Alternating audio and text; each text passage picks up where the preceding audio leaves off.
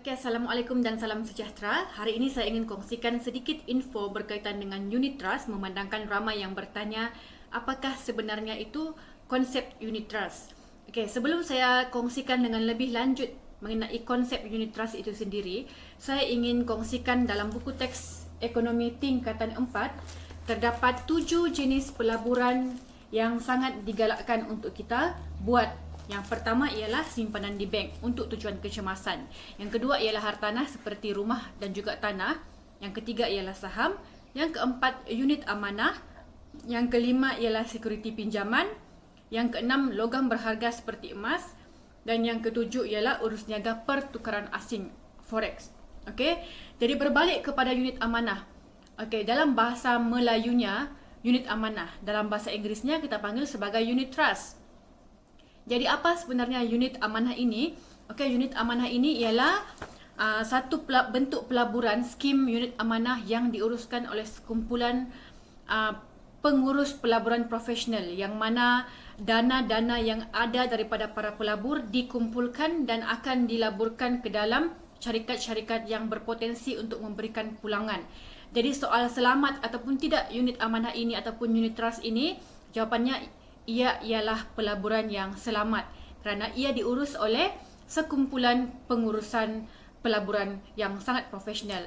Contoh syarikat-syarikat yang mengendalikan unit amanah ini, contohnya seperti CIMB Principal Asset Management yang sekarang dikenali sebagai Principal, ada juga Public Mutual dan ada juga Kenanga, dan ada lagi banyak syarikat-syarikat lain. Tapi hari ini saya ingin berfokus untuk bercerita mengenai konsep unit amanah itu sendiri sahaja.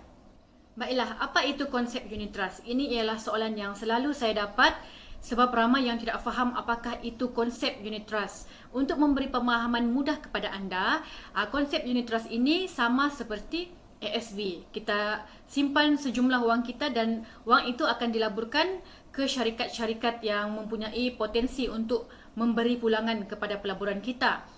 Cuma beza antara ASB dan unit trust ialah dari segi keuntungan. Okey, kalau ASB kita hanya dapat satu jenis keuntungan sahaja, iaitu dividen, kerana harga untuk seunit saham ASB itu adalah sama sepanjang masa, iaitu RM1 untuk seunit saham. Berbeza dengan unit trust, setiap dana yang ada kita mempunyai harga dana yang berbeza. Contoh, mungkin dana untuk Principal Islamic Balance Fund berharga 53 sen seunit. Manakala untuk Asia Pacific Dynamic Income harganya satu unit mungkin ialah 80 sen seunit. Jadi contoh, pada tahun 2020 kita beli pada harga 80 sen seunit. Kemudian kita laburkan selama 15 tahun. Okey. Selepas 15 tahun kita ingin keluarkan. Jadi ketika itu harga seunit saham amanah sudah meningkat daripada 80 sen menjadi 95 sen. Contohlah, kita ada 20,000 unit saham didarabkan dengan 95 sen. 95 sen. Jadi ketika itu kita mempunyai nilai unit sebanyak RM19,000.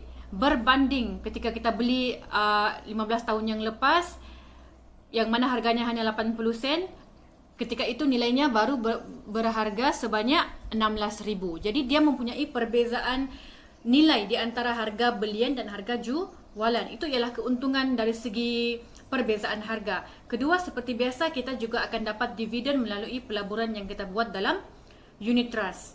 Itu ialah perbezaan di antara pelaburan ASB dan juga pelaburan unit trust. Okey, soalan seterusnya ya, yang selalu ditanyakan oleh individu-individu yang ingin membuat unit trust ini, berapakah pulangan dividen?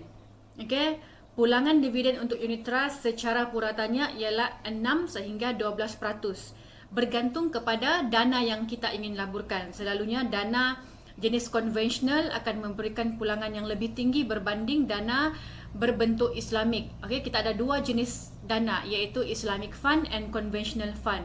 Contoh Conventional Fund ialah Principal Greater China. Itu adalah perbezaan dari segi pulangan. Dalam unit trust itu sendiri dia ada pulangan yang berbeza untuk setiap dana yang kita inginkan. Okey, soalan seterusnya ialah bagaimana cara untuk membuat unit trust ini? Okey, ada 3 cara untuk anda membuat unit trust. Pertama ialah melalui cash investment, iaitu anda laburkan secara sekaligus duit yang anda ada. Contohnya mungkin anda ingin laburkan RM5,000, boleh. Okey, sekaligus. Itu kita panggil sebagai cash investment. Cara kedua yang boleh anda gunakan untuk membuat pelaburan dalam unit trust, ramai yang cakap, alah, saya tidak ada cukup duit untuk buat RM5,000. Tidak apa. Okey, kita ada jenis kedua iaitu regular saving plan, yang mana kita boleh simpan sedikit-sedikit setiap bulan. Nah, ini akan mendidik kita untuk menyimpan dan juga menabung. Contohnya, anda simpan RM200 setiap bulan. Caranya sangat senang, anda hanya perlu buka akaun unit trust dengan deposit awal iaitu RM500 dan diikuti dengan jumlah simpanan yang ingin kita buat, contoh macam 200 lah, dan akan dipotong pada bulan seterusnya. Okey, yang ketiga pula ialah melalui potongan KWSP akaun 1. Ini khusus untuk mereka-mereka yang bekerja di sektor swasta yang ingin melabur dan juga ingin meningkatkan jumlah pulangan mereka ketika pencen. Okey, kita boleh potong melalui akaun 1. Ingat, akaun 1 ini sangat tidak boleh dikeluarkan kecuali diberikan kelonggaran untuk membuka akaun unit amanah iaitu akaun unit trust. Cumanya untuk mereka yang membuka pelaburan melalui akaun 1 KWSP, hasil dividen ataupun keuntungan daripada unit trust itu tidak boleh diambil sehingga anda berusia 55 tahun, iaitu ketika anda layak untuk mengeluarkan KWSP anda. Bila anda keluarkan KWSP, bermakna anda juga boleh keluarkan duit yang anda laburkan dalam unit trust melalui KWSP akaun 1 anda. Okey, soalan seterusnya lagi yang selalu ditanyakan, bagaimana proses pengeluaran unit trust ini? Jawapannya, unit trust ini, cara untuk dikeluarkan ialah anda perlu mengisi borang redemption ataupun borang pengeluaran yang akan mengambil masa 7 hari bekerja untuk diproses.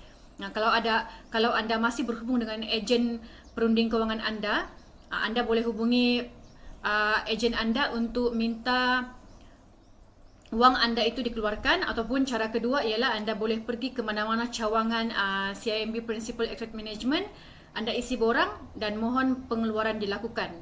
Selepas 7 hari bekerja, wang itu akan dimasukkan ke dalam akaun yang anda daftarkan ketika mula-mula anda daftarkan unit trust itu. Okey, soalan yang akhir sekali yang selalu juga ditanyakan, bagaimana kalau saya mati?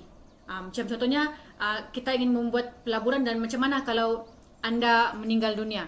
Okey, jadi bagaimana dengan duit itu? Jawapannya ialah duit itu masih boleh diambil oleh waris anda dengan cara yang sama dengan pengeluaran bank-bank lain. Okey, anda perlu membawa sijil kematian, mengisi borang, dan pengeluaran itu akan diproses dalam suatu tempoh, contohnya tidak lebih daripada 2 bulan, dan wang itu akan dimasukkan ke akaun waris anda. Kalaulah anda sememangnya ada spesifik pewaris yang anda ingin letakkan nama, okey, untuk dana itu, okey, anda boleh buat seperti itu dengan cara mengisi borang dalam prinsipal yang meletakkan secara spesifik siapakah waris yang anda ingin berikan dana tersebut setelah anda meninggal dunia. Itu pun boleh. Okey, jadi setakat ini sahaja perkongsian saya mengenai konsep unit trust yang selalu masih lagi menjadi kekeliruan kepada ramai mereka-mereka yang ingin membuat pelaburan ini. Jadi jangan malu dan jangan segan sekiranya anda mempunyai sebarang persoalan lanjut mengenai unit trust ini. Anda boleh menghubungi saya di talian yang tertera, ataupun nanti saya akan berikan link WhatsApp ke dalam description YouTube ini, dan anda boleh terus tekan link WhatsApp itu untuk bertanyakan soalan-soalan yang lebih lanjut mengenai unit trust. Okey, sekian itu sahaja. Terima kasih.